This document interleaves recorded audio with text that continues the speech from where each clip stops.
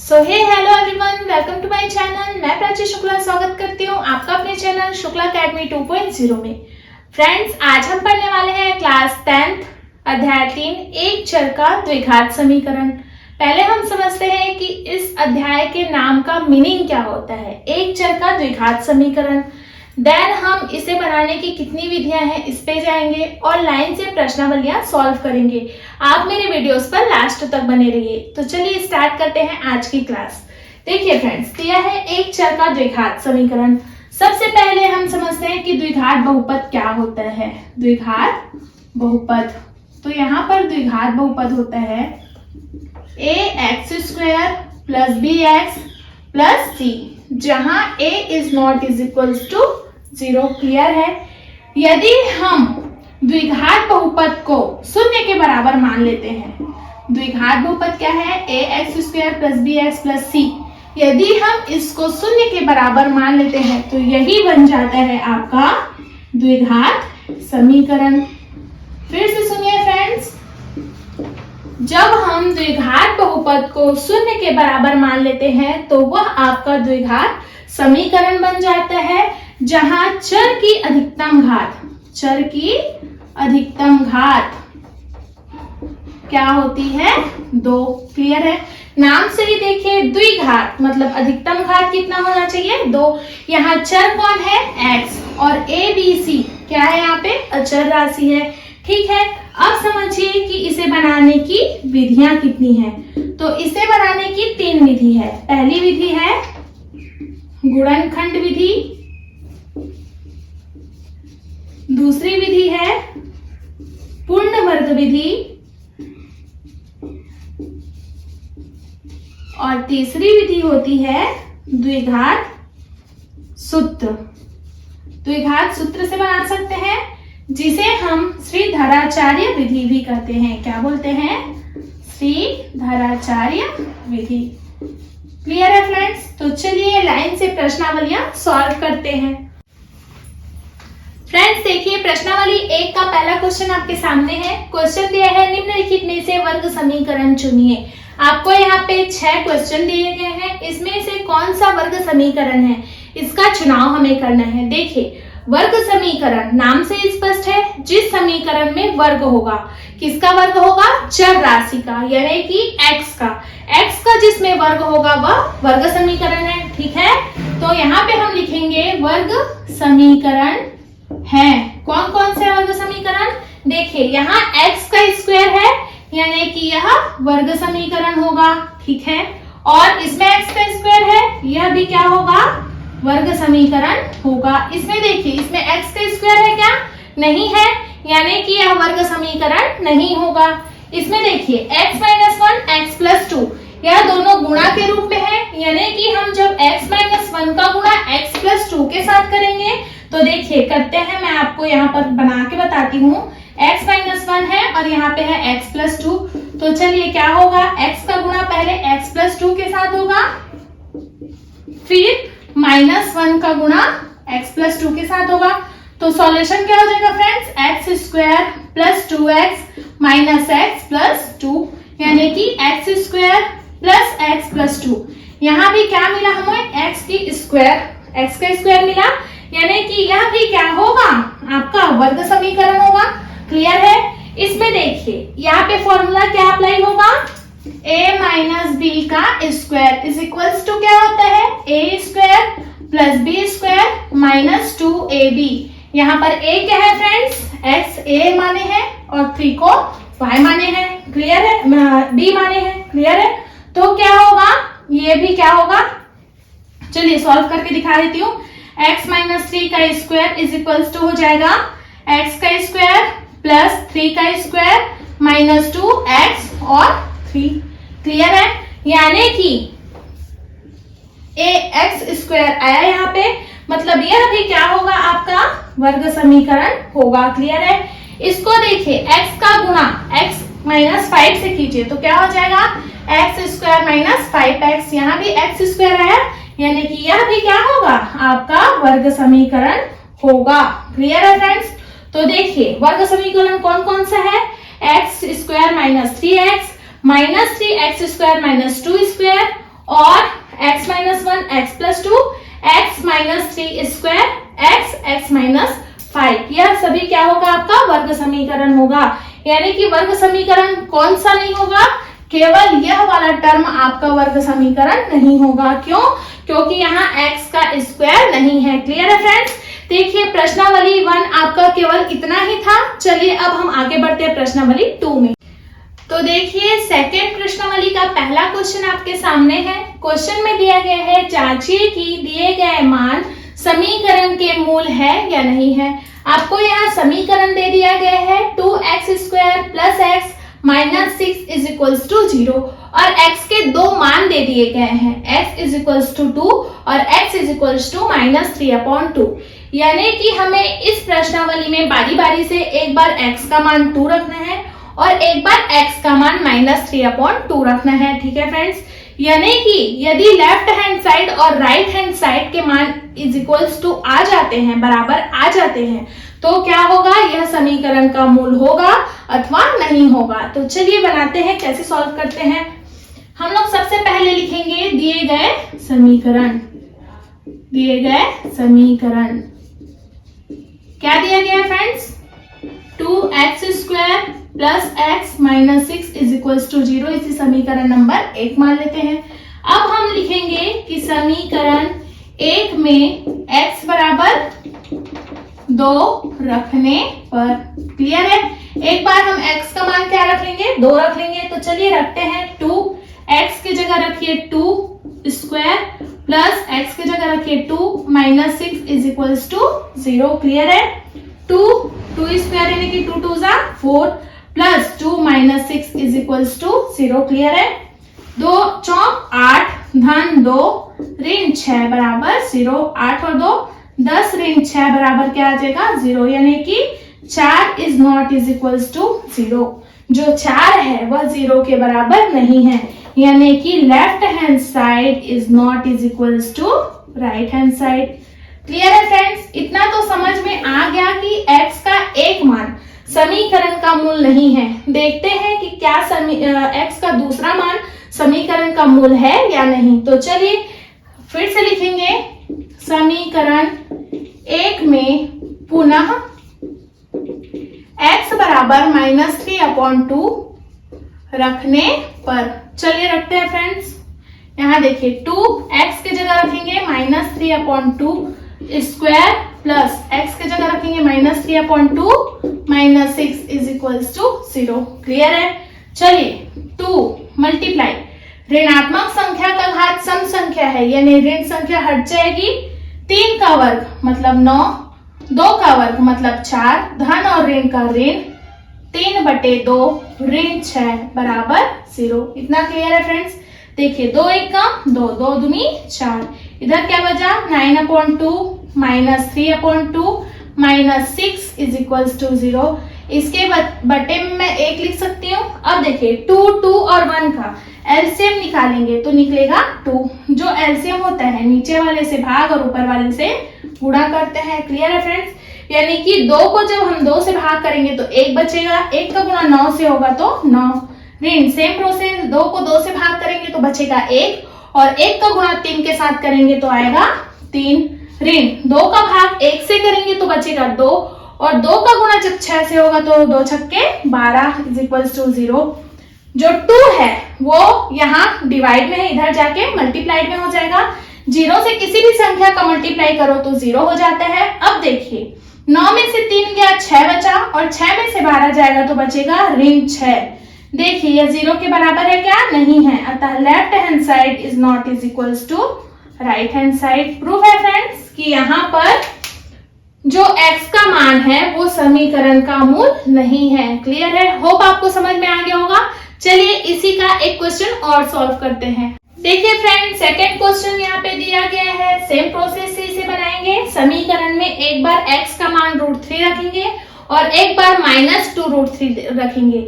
देखेंगे कि क्या लेफ्ट और राइट साइड आपस में बराबर आते हैं, यदि हाँ तो वह समीकरण के मूल है अथवा नहीं।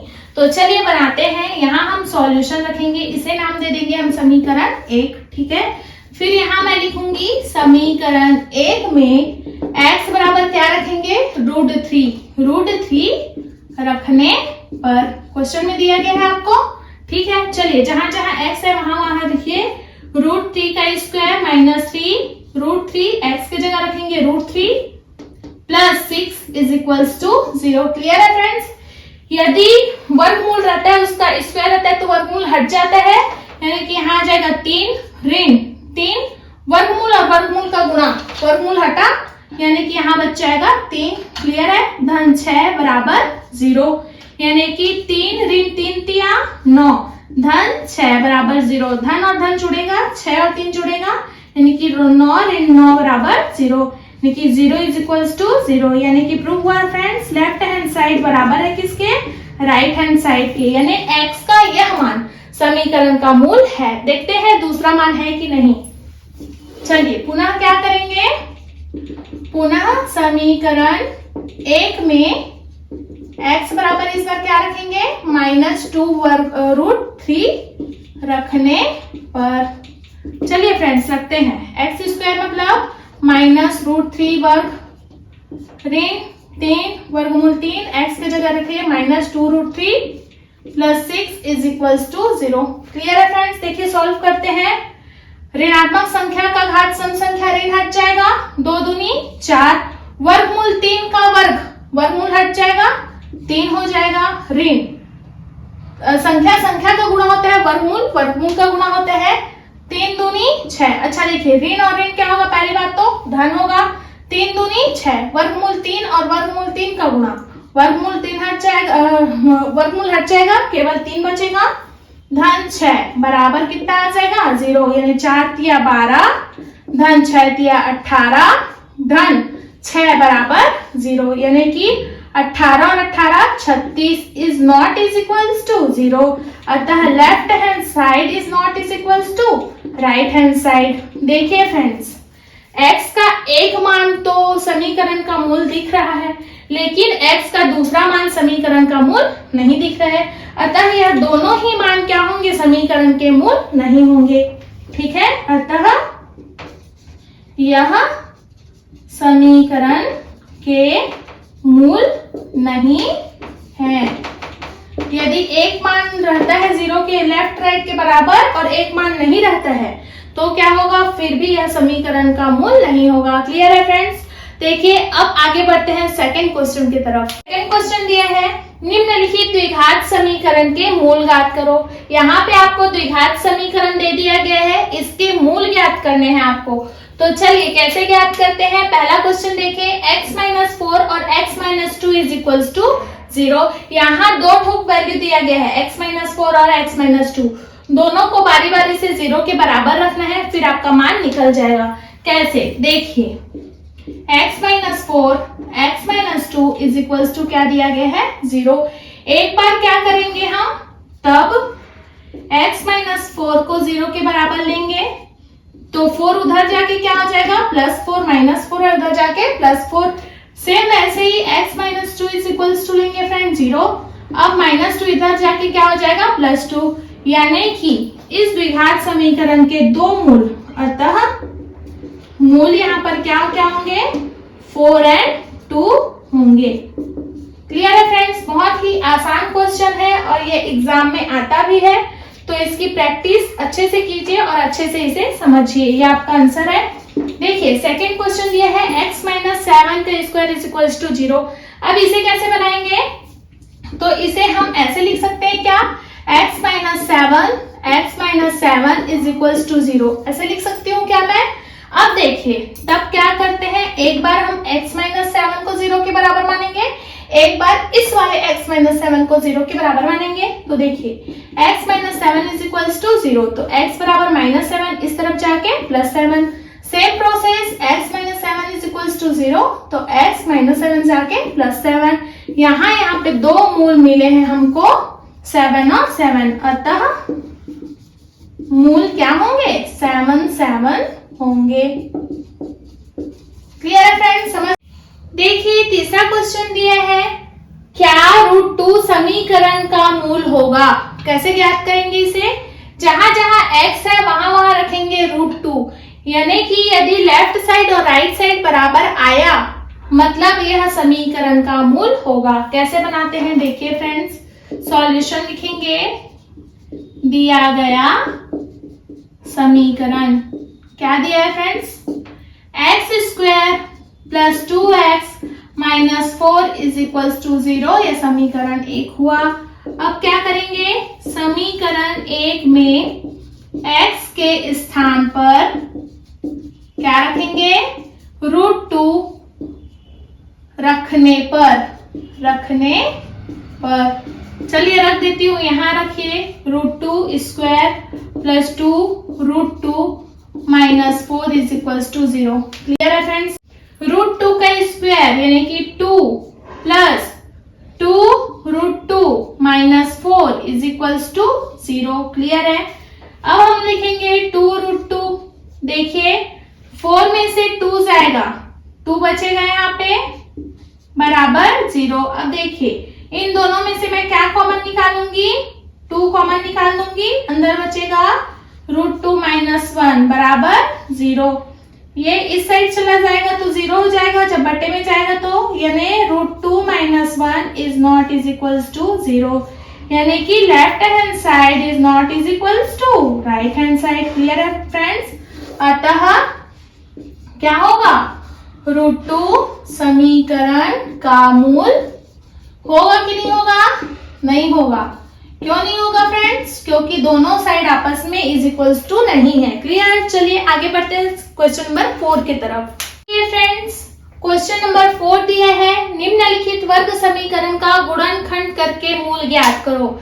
यानी कि मैं आपको जो विधियां बताई थी द्विघात समीकरण हल करने की, उसमें से ये पहली विधि है गुणनखंड विधि।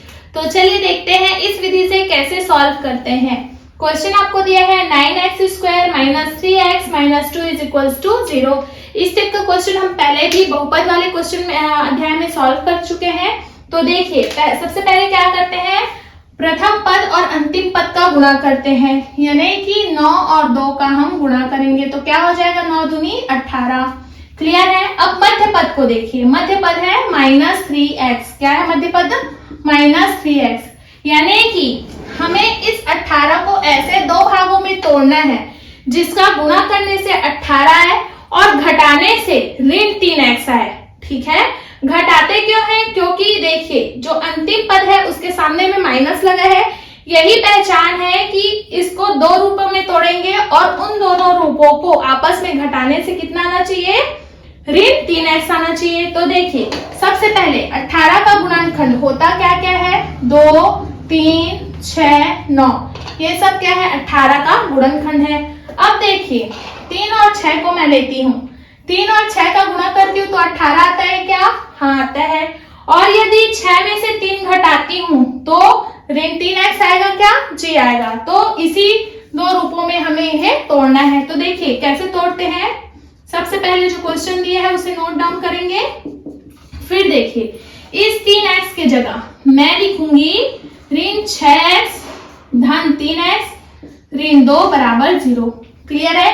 देखिए 9 दूनी 18, 6 दिया 18 आया, 6 में से 3 अगर मैं घटाऊंगी तो ऋण 3 बचेगा, क्योंकि 6 बड़ी संख्या ऋण में है और छोटी संख्या धन में है। ऋण और धन घटता है, बड़ी संख्या का निशान लगता है। क्लियर है फ्रेंड्स। अब देखिए क्या करेंगे, इन दोनों में से कॉमन निकालेंगे, उभयनिष्ठ। देखिए दोनों के पास x है, x कॉमन निकाल दीजिए। और देखिए दोनों के टेबल में 3 के टेबल में आता है दोनों, तो 3 को बाहर निकाल दीजिए। अंदर क्या बचेगा, देखिए एक x निकल चुका है, एक x बचेगा। 3 के टेबल में ऐसे किस चीज का 3 से गुणा करें कि 9 आएगा, 3 से करेंगे। अब देखिए माइनस लगाएंगे, x निकल चुका है, 3 से ऐसे किसका गुणा करें कि 6 आएगा, तो 2 से करेंगे। देखिए कि ये सही है कि नहीं, एक बार चेक कर लीजिए। 3 3 जा 9, x² माइनस 3 2 जा 6 और x। क्लियर है फ्रेंड्स। यही जो हम लोग निकाले हैं इसे हम दोबारा से ब्रैकेट में लिख लेंगे। देखिए ये दूसरा पद है क्या, जी हाँ है, सामने में क्या लगा है +1। क्लियर है। ये किसके बराबर है, 0 के। अब यहाँ फॉर्मूला एक नियम लगता है, 2 बार है उसको एक बार लिखते हैं और जो छूट गया है उसको एक बार लिखते हैं। ये ट्रिक है, याद रखिएगा। देखिए दोनों राशि को 0 के बराबर बारी बारी से मानते हैं, तब क्या हो जाएगा friends, 3x minus 2 is equal to 0। तो 3x बराबर 2 हो जाएगा, ऋण 2 इधर जाके धन 2, यानी x का मान क्या आ जाएगा 2/3। क्लियर है। देखिए इस समीकरण का एक मूल हमें मिल चुका है। चलिए दूसरा मूल निकालते हैं। क्या है, 3x plus 1 is equal to 0। ठीक है, तो 3x इज इक्वल टू -1, यानी x is equal to -1/3। Clear है फ्रेंड्स। अतः वर्ग समीकरण के मूल कौन कौन से होंगे फ्रेंड्स, 2/3 और -1/3 होगा। क्लियर है। यही है गुणनखंड विधि द्वारा द्विघात समीकरण को हल करना।